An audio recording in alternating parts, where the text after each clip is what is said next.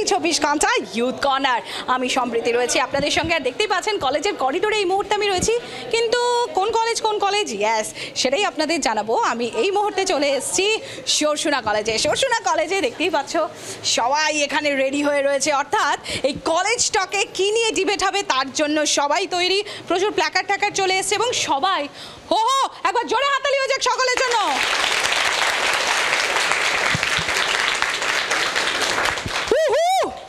Energy, ওরে বাপরে।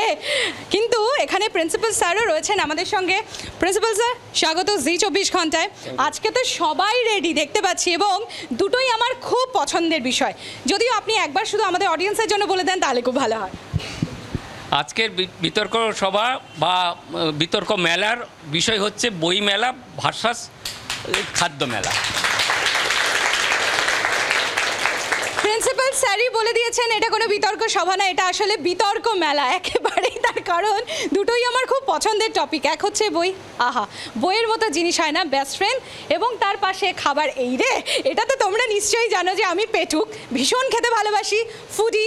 তো সেখানে খাদ্য মেলা মানে আমি আগে থেকেই পক্ষপাতিত্ব শুরু করে দিয়েছি, দেখতেই পাচ্ছ। বাট না, তোমরাও জানো আমি একদম পক্ষপাতিত্ব করব না। বইমেলা এবং খাদ্য মেলার দুটোরই ফরে কারা কি বলে সেটাই আমরা দেখব। আচ্ছা, আমি কি বইমেলা দিয়ে শুরু করি? ঠিক আছে, বইমেলা দিয়ে শুরু করি। বইমেলা কেন? বইমেলা লাইক স্টুডেন্টসদের জন্য বা সবার জন্য খুব ইম্পর্টেন্ট, কারণ ওটা different types of knowledge provide করে, different types of cultures, communities, countries ব্যাপারে নলেজ প্রোভাইড করে, আর ওটা আমাদের সবার জন্য খুব ইম্পর্টেন্ট। বইমেলা দেখতে গেলে কলকাতায় ফার্স্ট স্টার্ট হয়েছিল 1976-এ, আর এখন এত বছরের মধ্যেও অনেক ইয়ার্স অনেক নতুন বই ইনক্লুড হচ্ছে, which is kind of providing us with knowledge, যেটা আমাদের ফিউচারের জন্য আমাদের অনেক কাজে লাগে। খাদ্য মেলা বলে কথা, দেখা যাক কোথায় খাদ্য মেলায় কী চলছে। তো আমরা মেলা মানেই বুঝি মহামিলনের মহাক্ষেত্র। তো খাদ্যরসিক যেহেতু বাঙালি একটু খেতেই ভালোবাসে, খাবার প্রতি আমাদের আলাদাই টান। যে খাবারের মেলায় যে বা খাদ্য মেলায় যে আমেজ, আমি মনে করি না সেটা আর অন্য কোনো মেলায় পাওয়া যায়। তাই আমি তো খাদ্য মেলার পক্ষে। ওরা যেটা বললো যে স্টুডেন্টরা, যারা স্টুডেন্ট না তারাও কিন্তু খাদ্য মেলায় এসে ইন্টারাক্ট করতে পারবে, তাদেরও একটা এক্সপ্লোর করার বা এক্সপিরিয়েন্স করার একটা জায়গা করে দেবে খাদ্য মেলা। সবাই এসেনশিয়ালি বই পড়তে পছন্দ করে না, অনেকে করে, সেটা আলাদা, কিন্তু সবাই কিন্তু খেতে পছন্দ করে, বা খাওয়াটা খুব একটা ইন্টিগ্রাল পার্ট আমাদের, তো সেই জন্য খাদ্য মেলা।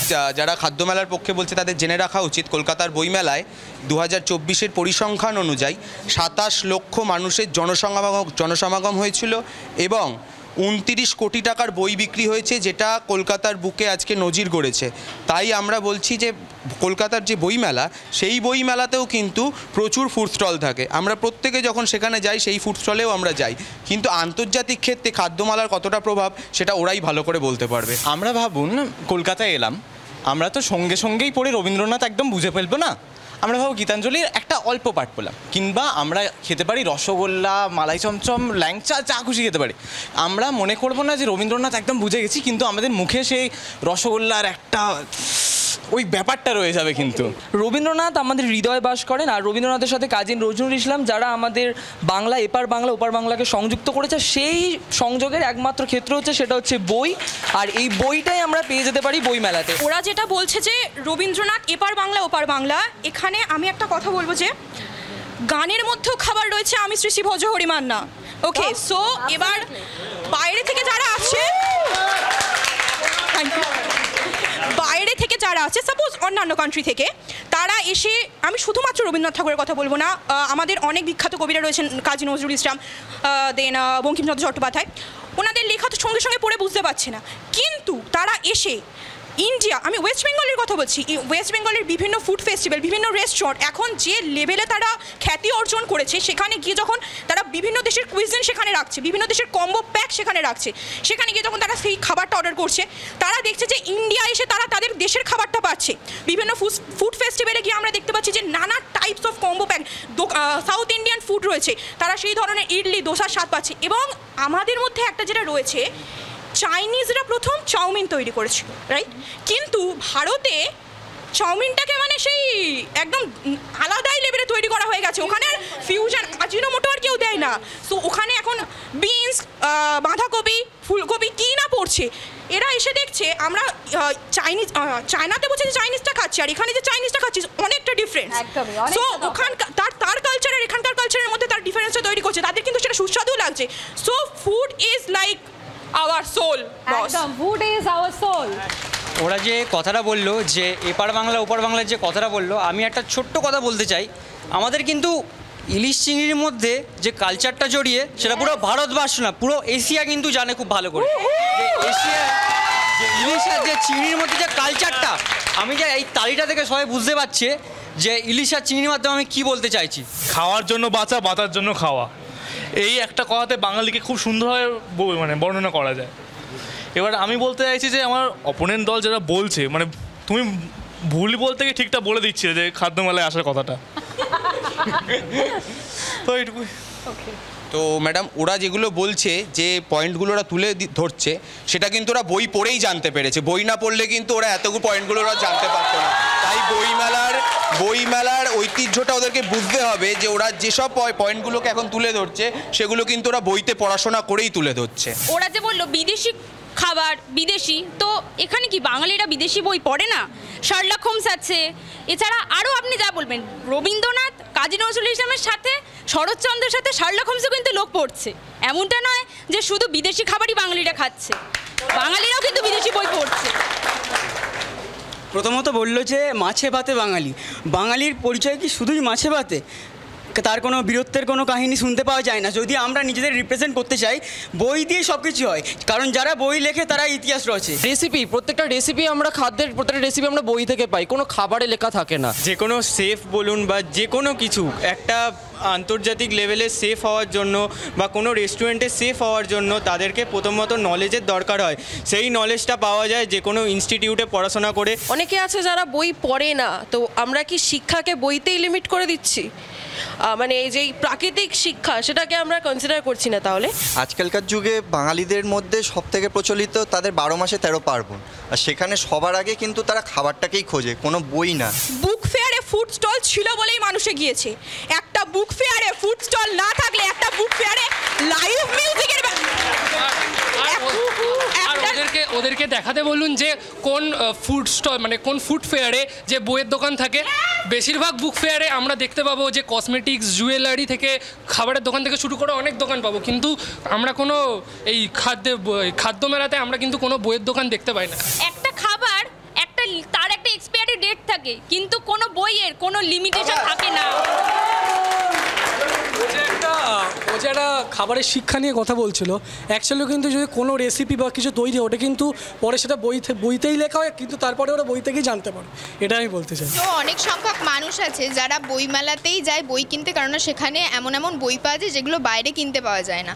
আর ওদের খাবার যে বললো না যে বইমেলায় খাদ্যের জন্য যায়, ওদের খাদ্য মেলায় তো ঠিকঠাক হয়তো জায়গা পায় না, তাই জন্য বইমেলায়ও খাবার ঢুকিয়েছে, খাদ্য নিয়ে বসে। কোনো মেলায় গেলে সেখান থেকে খাবার কিনলে সেই খাবারের গুণগত মান কম থাকে, কিন্তু যা খুশি বই কিনি তার গুণগত কোনো মান কম থাকে না। ওরা যেমন কিছু বলবে না বলছি, প্রত্যেক মেলাই আমাদের জন্য দরকার দেশের জন্য, কারণ ইকোনমিতে প্রচুর গ্রোথ হয়, সবই ঠিক আছে, কিন্তু একটা বই মেলাতে আপনার কাছে যদি 200 টাকা থাকে, আপনি কীরকম জিনিসে খরচ করবেন? যে আজকে আমি খরচ করলাম, বেনিফিট আজকেই শেষ, আর আমি খরচ করলাম, আমার চিরন্তন বেনিফিট চলতেই থাকবে যতদিন বই আমার কাছে থাকবে। ফুড ফেয়ারের একটা অনেক বড় ডিসঅ্যাডভান্টেজ বা লিমিটেশনস আছে, যেটা হচ্ছে একটা ডিজিজ কজিং কন্টামিনেন্টস, ওটা ওপেন এয়ারে হচ্ছে, দ্যাটস ওয়াই ওখানে অনেক ডিজিজ কজিং কন্টামিনেন্টস থাকে, যেটার জন্য ফুড পয়জনিং হওয়ার চান্সেস থাকে। এখানে খাদ্য মেলার আমার মনে হয় না কোনো প্রয়োজনীয়তাই আছে, কারণ খাদ্য মেলায় যে সমস্ত খাদ্যগুলো আমরা পেয়ে থাকি সেগুলো আমরা বাইরে কোথাও গিয়ে যে কোনো জায়গায় খেতে পারি, সেখানে তার জন্য আমার খাদ্য মেলায় যাওয়ার কোনো দরকার নেই। কিন্তু আমরা যদি বই মেলায় যাই, আমরা এমন অনেক বই আছে যেগুলো সোনার তুল্য বলা যেতে পারে, যেগুলো আমরা কোনো জায়গায় পাই না, শুধুমাত্র বই মেলাতেই পাই। আমাদের দিদারা যারা খাবার বানাচ্ছে, আমাদের সবচেয়ে ফেভারিট হচ্ছে আমাদের দিদা ঠাম্মাদের খাবার। তারা কোনো দিন কোনো বই পড়ে, আমার দিদা হয়তো মানে বই পড়তেই পারে না, কিন্তু সে খাবারটা এত সুন্দর বানাতে পারে যে মানে আমাদের খেয়ে সেই পুরানো দিনের কথা মনে পড়ে যাবে, যে তার হাতের খাবারের কথা মনে পড়ছে। আপাতত এখানে অনেকে দিদা ঠাকুমা অবভিয়াসলি রয়েছে বা রয়নি, হয়তো অন্য কোথাও আছেন এই মুহূর্তে, ক্ষমা করবেন। তো তাদের থেকে মানে একটাই কথা যে তাদের দিদা ঠাকুমারা নিশ্চয়ই বেঁচে ছিলেন একটা টাইমে, তাদের হাতে হাতে সবাই শিখেছে। তো এখনকার জেনারেশনে যারা বলছে বা যে বক্তা সে নিশ্চয়ই অনেক রকম রান্না জানে বা জানতেও পারে নাও জানতে পারে, সেটা আলাদা ব্যাপার। কিন্তু পুরানো কোনো রান্না, পুরানো কোনো রেসিপি যদি আমরা জানতে চাই, আমরা নিশ্চয়ই প্ল্যানচেট করে দিদাকে ডেকে এনে সেই রান্নাটা জানতে পারবো না আমরা। তো আমাদেরকে অবভিয়াসলি একটা বইয়ের প্রয়োজন। মানুষ বই লিখেছে, মানুষ কি বই লেখার আগে খেত না?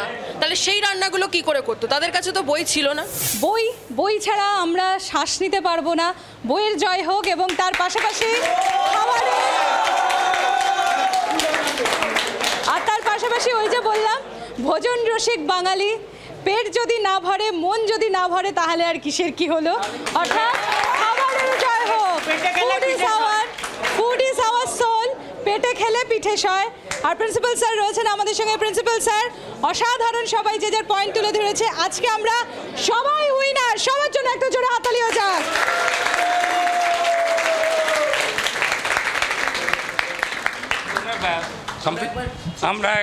আমরা জি 24 ঘন্টাকে ধন্যবাদ জানাই, আর বিশেষত সঞ্চালিকা সম্প্রীতি সিকদারকে অসংখ্য ধন্যবাদ আমাদের কলেজে আসার জন্যে, এবং এত মনোরম একটি উৎসবের আলোচনা হলো, শুনে নিজেরাও এনরিচড হলাম। দারুণ আমার স্টুডেন্টরা পারফর্ম করেছে, সবাইকে ধন্যবাদ। বাংলার আওয়াজ, বাঙালির আবেগ, জি 24 ঘন্টা।